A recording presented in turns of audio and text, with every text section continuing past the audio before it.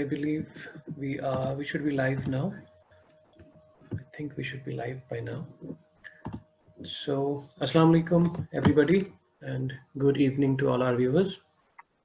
I am Arif Aslam from the IUST Alumni Council, and I welcome you today to the first episode of the Alumni Connect.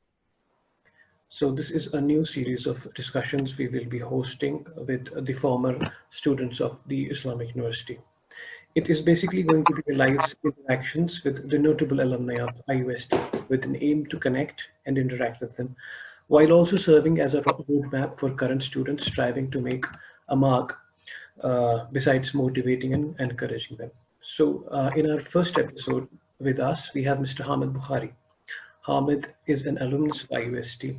He has completed his bachelor's in business administration from the School of Business Studies, Islamic University in 2012. After graduating from IUST, he went on to pursue his master's in international relations from JNU, New Delhi.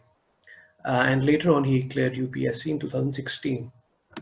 And he's currently posted as the officiating registrar of companies for the Union Territories of J&K and Ladakh, and is also the official liquidator and is attached to the Honorable High Court of J&K. So welcome, Haamid, to the show. Thank you so much. Thank you, Arif. Assalamu alaikum, adab, and good evening to everyone. So to begin with, I'll quickly go through the first question. So if we go back to 2009, when you actually started, studying in IUST as a student of the School of Business Studies for your bachelor's in business administration, what was the experience like, and how did it occur to you, to have a bachelor's degree in administration, given that you probably had an inclination towards the civil services, right from the beginning? Actually, civil services was a childhood dream. I carried with if I'm correct, it was class 6th. Since class 6th, I wanted to be in administrative services. To that I come later. First, I'll just begin with specifically the question you have asked me about my experience in Islamic University. I joined IUST and particularly this management course in 2009. Being somebody from a science background, I had done my +2 from Delhi Public School, Srinagar, in science background. So initially it was very difficult to grasp something of the social sciences and particularly management. It was very difficult for me for the first 1 month since I joined in August in 2009.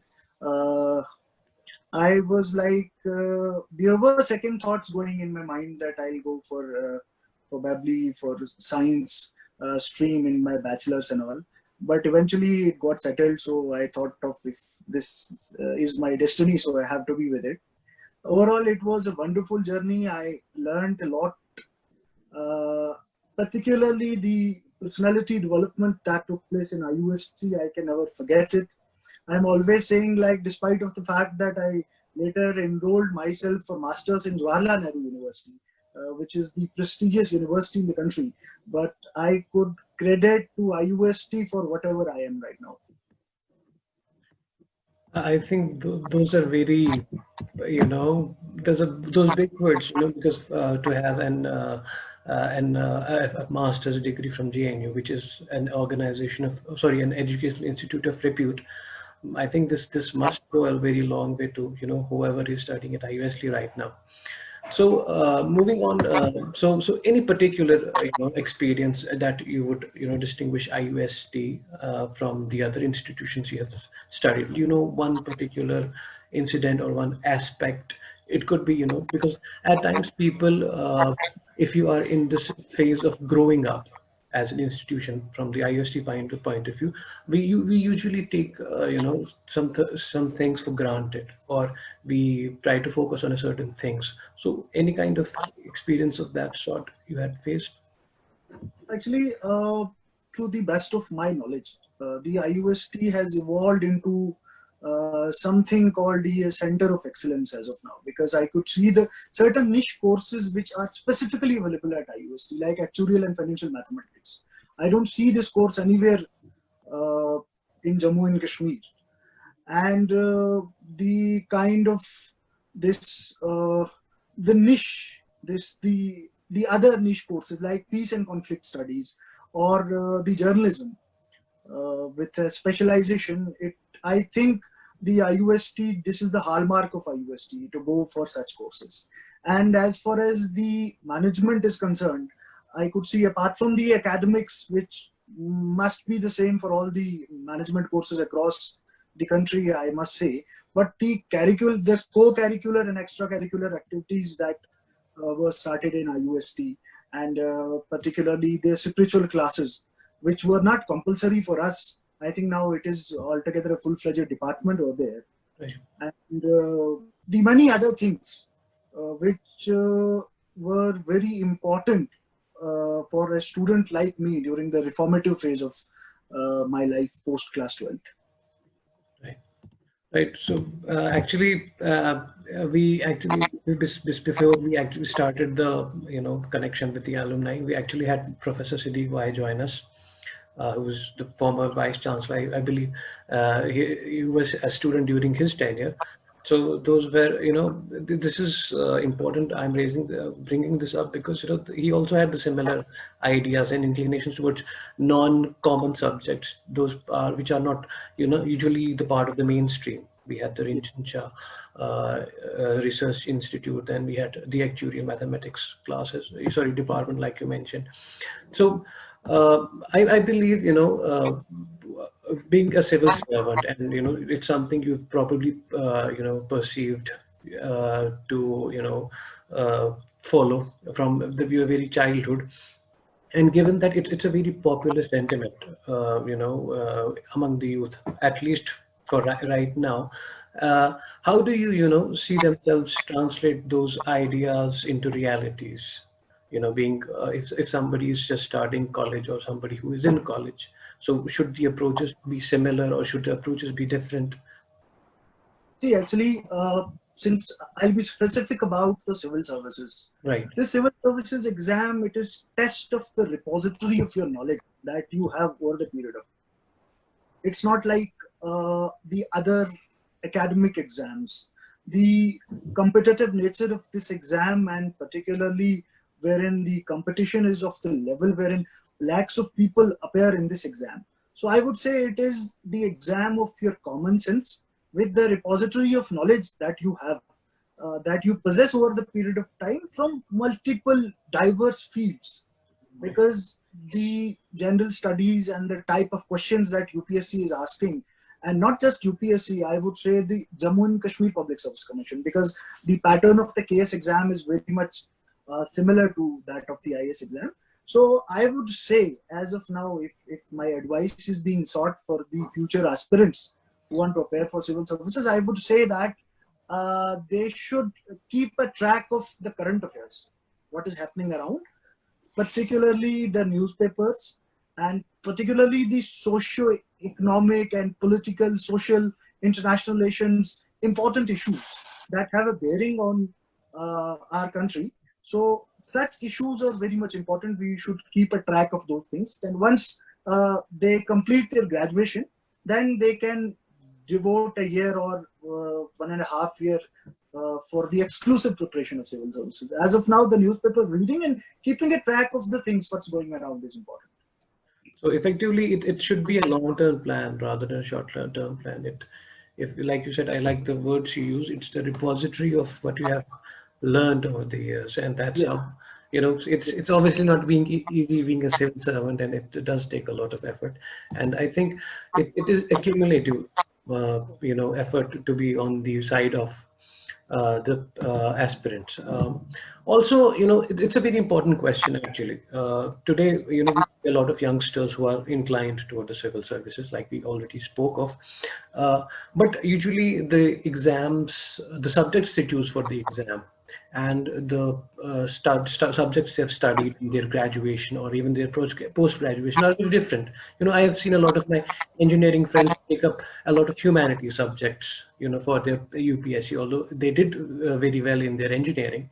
But how do you see, is it not relevant to have a particular degree at the UPSC, or why does this usually happen? Or, actually it would, the pessimist, it would translate as the, a bachelor's degree, which is a waste, from a third person point of view. If you are not actually taking up the exam in the subject you have studied, you have spent 3 and then another 2 years for if you've done your master's.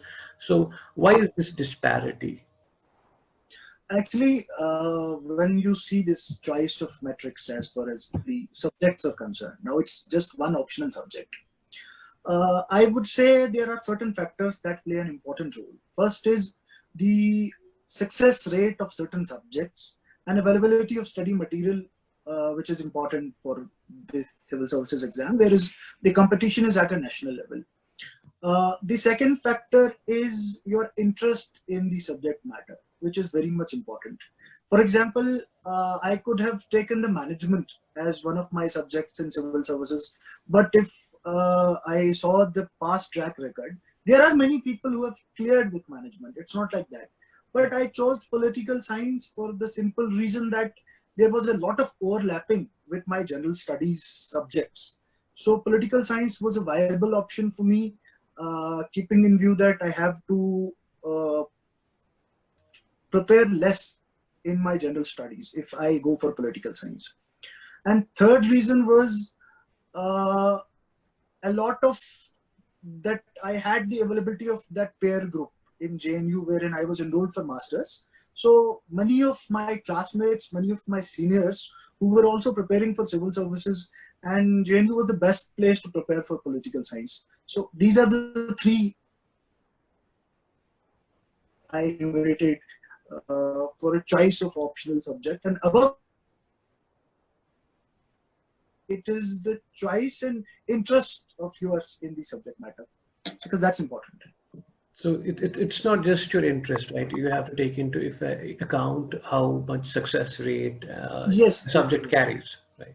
Yes, you have to be realistic about it, because And so, many of my friends who were from engineering background and they chose Urdu literature or some other subject, anthropology, where the actually it's the cost benefit analysis. You have to put your less efforts for a good result. right. So you don't only have to work hard, you have to work smart. So Yes, yes, to everybody out there, so it's you can't either be a very hard worker and not be very smart about it. So it yes, counts. So because obviously, I at the feel end of that. the day, actually, this exam is not just about reading. It's about practicing the answers in a time-bound manner. You have the constraint of time. Then you have to be patient and consistent over a period of time, because it's a long journey. It's not like if you pick up the books and you one day you study for 12 hours and then next day you won't study at all and then you study for 3 hours. So it has to be a consistent effort over a period of time.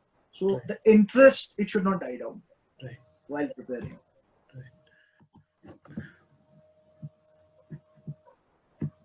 One more thing, because we have in recent times seen a lot of people uh, opt for coaching.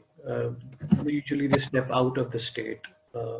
So do you think it's a good idea? Is the coaching imperative, or people can work this out on their own? I would always say, and I have said it even before, coaching is helpful, no doubt in that, because coaching provides you something on a salad plate. It's like a salad plate. Right. Everything, the coaching institutes, they provide you everything on a single plate, and you just have to uh, take it and have it. But at the same time, I would say if the people can afford coaching, they should go for it. But at the same time, beyond coaching, it's your personal hard work, it's your personal understanding of the subject. Right. Coaching alone won't help you. And even at the same time, it's not important that only coaching can make you to sail through this exam. It's not like that. But yes, coaching is helpful, and if one can afford to go for coaching, because eventually you have to pay a lot of money for it. Right. And there are just few institutes wherein the quality coaching is available. And now like this, you have the study material available at the click of your mouse. At the like it is Right. even free of cost. It is available. So I think uh, one can qualify this exam even without coaching. For example, I was in Hamdard study circle. So there we don't had that regular classes, but yes, the atmosphere, the ambience, and it was a sort of hand holding for us at Hamdard.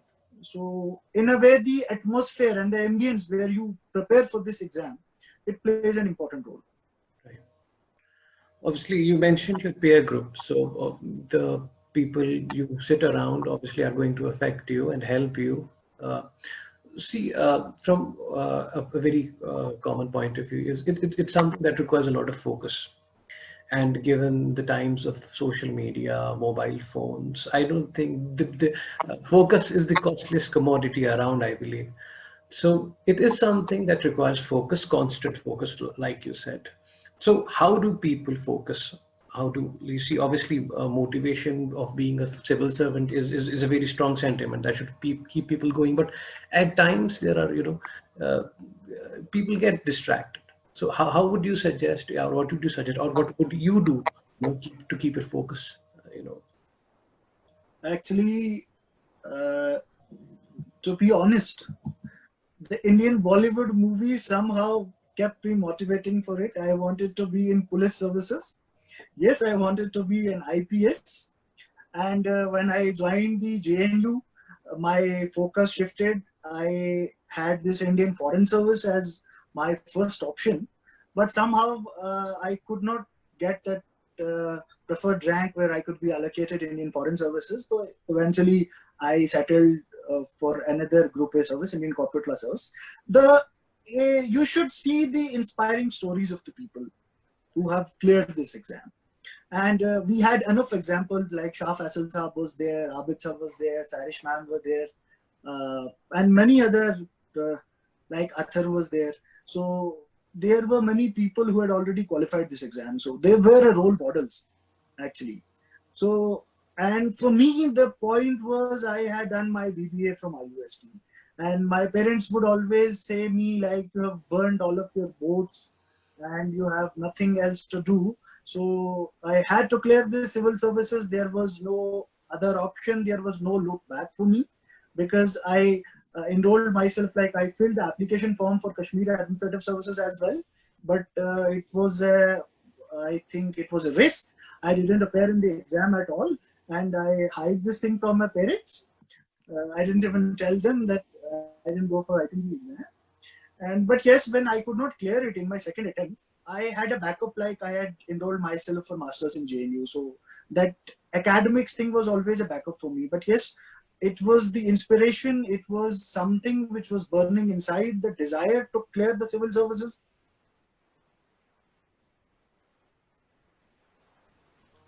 So everybody was waiting for the good day when results would be out. Right, obviously. Is there one, well, some memory from IUST you would like to share? Some kind of motivation it gave to you, because I believe at that point in time I would, not a lot of people would have been inclined. Like you had a peer group in your university at your masters, but I don't think you would have a peer group, or at IUST, or it's, or did you have a peer group at IUST? I should not be assuming things. Mm, as such, there was no such a group wherein people were preparing for civil services. But yes, there were certain friends whom I always look up to with great reverence. For example, Sarmad, Yeah. Sarmad Saab, he was in BTech and we used to travel in the same bus. So often we used to discuss the current affairs, what was going around and all. And plus, the Asim was there. Right. Actually, very much one of the members of our UST Alumni Right. Right. Council. Right. And there were other teachers also with whom I often used to discuss it. taking the off time of the classes, and we used to discuss like how things should move and how one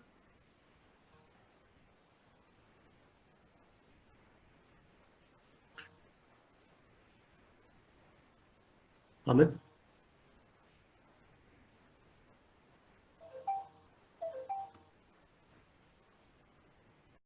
National Law School of India, University Bangalore.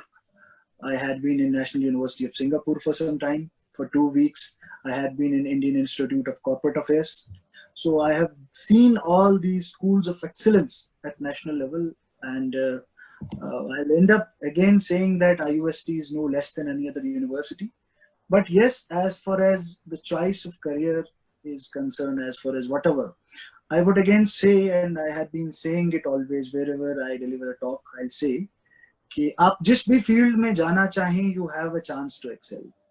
Not only civil services, don't just limit yourself to civil services. आप जिस भी field में जाना चाहें, I am happy that the IUST students have settled abroad and they are successful in various spheres, whether it is food technology or whether it's computer science, or I'll again take the example of Sarmad. He's like, I mean, he's doing wonderful in Baiju. So, and many of my other friends also who have got the best ranks in GATE. So, this is like, never consider yourself inferior uh, just because that IUST is a university which, as people say, that the IITs are the best college, IIMs are the best college. So it is the inner potential, it is your own hard work, it is how you polish yourself to seek your place in the sun. Right. So hopefully we'll be having Samad on the Alumni Connect discussion soon, hopefully, and a lot of people who do not know him will get to know him. The alumni, the more recent alumni, I should say. Uh, so obviously it would not be fair to compare IUST to other big universities, given that our university is barely 10-15 years old. Yes. So, having said that, you moved to JNU after IUST, and you pursued your international relations from there. So, why JNU, and why the international relations subject? Was it related to your preparation for civil services at some level? Yes. Yes, actually, before enrolling myself in JNU, I had opted for the political science as one of the optionals. So I wrote the MA entrance examinations for JNU, for Jamia Millia, and for Delhi University. I cleared all of them, and even I think like I topped the Jamia exam. But I preferred JNU for the simple reason that School of International Studies in JNU is itself a center of excellence. This school is the school where around which the whole of the JNU revolves. So we have seen these successful people from the School of International Studies. So it was a prestige, and I was privileged that I got admission. I cleared their entrance examination. I was there in JNU. Yes, it was like because of the civil services. But then at one point of time, I thought of like probably if I would have gone to JNU 2 years earlier, I may have dropped the dream of this going to civil services, because I had developed the interest in academics and the kind of environment that I was in. JNU, the kind of seminars we had, the kind of debates, discussions, and so many other things with the cream of this country. And the retired ambassadors, they used to come to JNU, and the JNU professors, they are themselves the resource persons, they don't need any introduction. So that was the reason that I was in JNU. That's great. One more thing. So, like you said, you moved from management to international relations, and then you said, had you been to JNU a few years earlier, you probably would have gone into academics. So we think Yes. it's important to be flexible, not to be very rigid about your goals, or people should adapt as to what they might find interesting at a later point in time, as to One should one should be because uh, the competitive exams or like the preparatory stage itself, once if at some point of time you feel like you're not able to clear this exam, because it's a three-stage exam wherein lakhs of people, around 7 lakh people appear at the first stage, only 15,000 qualify for writing the mains exam, then only 3,000 people are being called for the personality test, and out of which only 1,000 people are finally selected in the merit list. So the thing is, like, one should be flexible, one should always have multiple options available, because this is a vicious circle. I have seen many of my friends, many of the people in my circle who were absolute brilliant, but somehow luck did not favor them. They could not clear the civil services. And they are doing wonders in the alternative fields, which they had kept as option two. So one should be flexible, because uh, at the end of the day, you are like an embedded self. You are part of your family, you're part of your society, you have a personal life, you have a family life, you have a social life. So, like hitting hard and again to one goal, it may disappoint you at times, and so the as long as you have multiple options, you will succeed with your best efforts. Fair enough. Now we have, a few questions from the audience. So Yeah, this student who is pursuing his bachelor's in technology BTech at IUST. He right. is probably in his second or third year. So, and he is a civil service aspirant. So what he wants to know from you is how he should balance, his college studies and his preparation for civil services. I think like he'll be appear in civil services 3 years from now. So as of now, he should uh, keep a track of the current affairs developments. He should read at least one national newspaper, if not two. I would still say he should read the Hindu newspaper, which is fairly balanced, and the Indian Express, which gives an insightful analysis of the current affairs and policies and programs of the government, and it, the the features of this Indian Express is like it covers your political issues, your economic and social issues. So apart from the newspapers, if he can spare some time in reading the basic NCERT books of social sciences from class 6 to 12, because like you should have a strong plinth. Once the plinth is strong, वो इमारत खुद ब खुद मजबूत होगी जब एक बार आपका plinth strong है. So I would recommend is कि this aspiring friend of ours should read newspapers and should go through this NCERT books on weekends. Weekends पे time निकाल के Saturday और Sunday को एक कहानी की तरह ये किताबें उठा के वो पढ़ लें, एक कहानी की तरह बिल्कुल बिना दिमाग पे ये स्ट्रेस डाले हुए, और क्लास 6 से स्टार्ट करें और फिर धीरे धीरे class 7th 8th 9th 10th 11th 12th, तो he would feel it like going back to school days, और उससे इंटरेस्ट भी डेवलप होगा, और कंसेप्चुअल क्लैरिटी बहुत इंपॉर्टेंट है, because this exam is all about the clarity of your concepts. If your concepts are clear, you are able to express whatever you want to the examiner. So अभी सिर्फ newspapers और यही करने वाली ही बात है. Once he completes his graduation, उसके बाद let's see what would be the pattern of this civil services exam at national level, at our state level. तो वो तो बाद की बात है. So, given that this actually is another question from the audience. So, given that whilst you were at IUSC, there must have been some kind of preparation that you probably would have been doing. So, given that, IUST at the point, it's an hour's travel to and fro. So that's a couple of hours of your day gone in travel, and then you have a full, Yes. 10 to 5 day. That's like 9 hours in a day, or actually you spend at the university.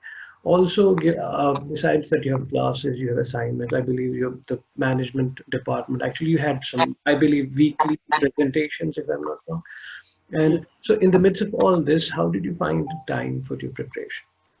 Actually, I would ensure that I'll never miss the reading newspaper, at least. During my free times, even I had that iPad with me. I used to sit in the corner of my room and just read the newspaper.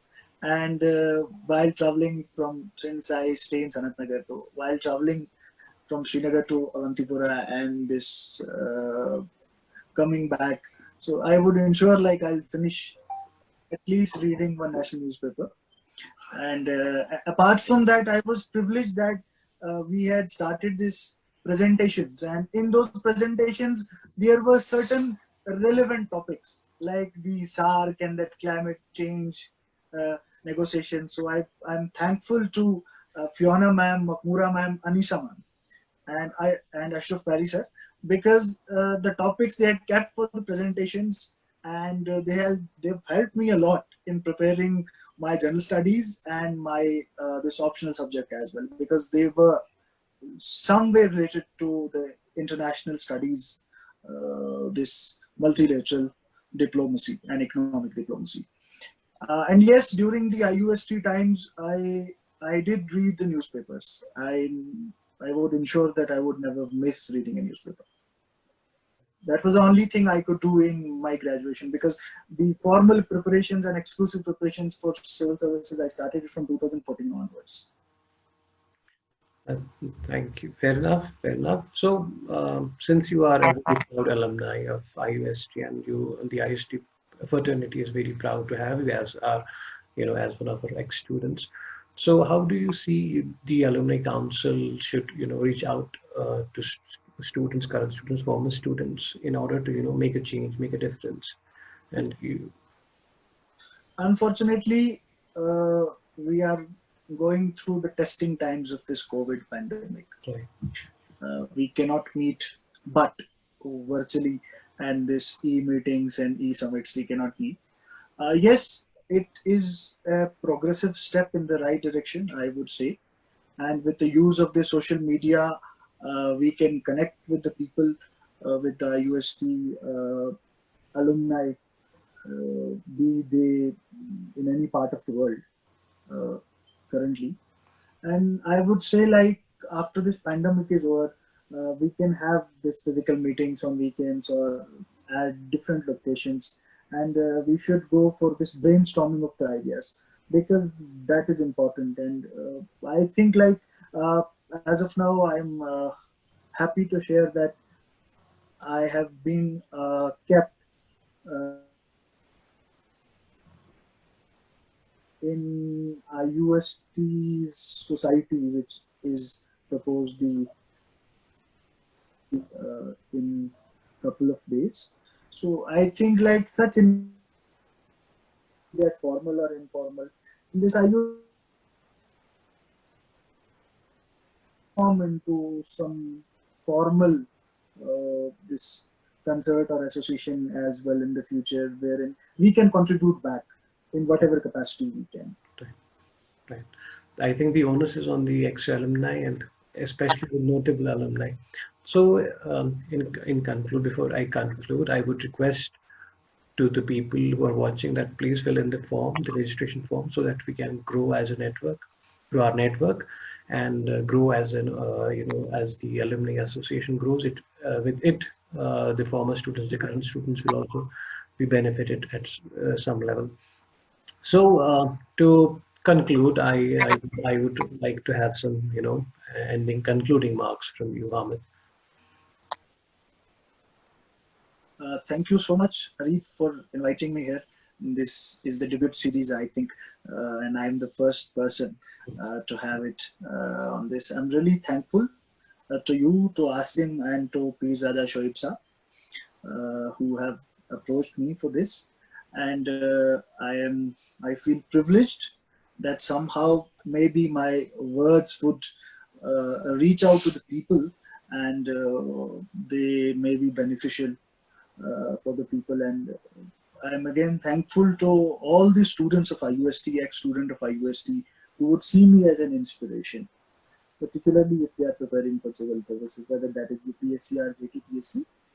And through this, our internet conversation, I would greet 3, 4 of the ex-students of IUST who have cleared KS exam in the past 2 years, in the past two batches. And I was happy to meet Shakib Arsalan, who bagged rank 2 in KS last batch. Of course. And I would, the last words would be कि अल्लाह ताला करे कि हम लोग ऐसे ही एक दूसरे के साथ मिलते रहें और कंट्रीब्यूट करें best we can in whatever capacity to the IUST, because after all हमारे रूट्स वहीं के हैं और जो भी ये हम लोग फ्रूट हैं, तो बिना रूट्स के तो फ्रूट का कोई मतलब नहीं है. और मुझे I really felt very happy कि मैं 2 बार IUST गया उसके बाद after clearing the civil services, and in both of the times. और एक बार तो मेरे कुछ सीनियर्स आए हुए थे, तो we were coming back from Pahalgam, तो I spoke to the registrar साहब, तो फिर हम लोग IUST में ही गए. तो I met the vice chancellor साहब, I met all the deans और जो भी हमारे प्रोफेसर्स थे. तो अब तो माशाल्लाह the university has expanded, like एक it has become huge, this एक बहुत बड़ा फिजिकल इंफ्रास्ट्रक्चर हो गया है अब यूनिवर्सिटी का. तो it's always good and it's always like the memories are still fresh if I look back to my years in IUST. Thank you so much. Thank you so much, Haamid, for joining us and taking out the time. I hope we have more, we meet often physically, inshallah, when all this is over and we get to take it from there. Thank you very much. It's been a pleasure. Thank you so much. Khuda. Loves.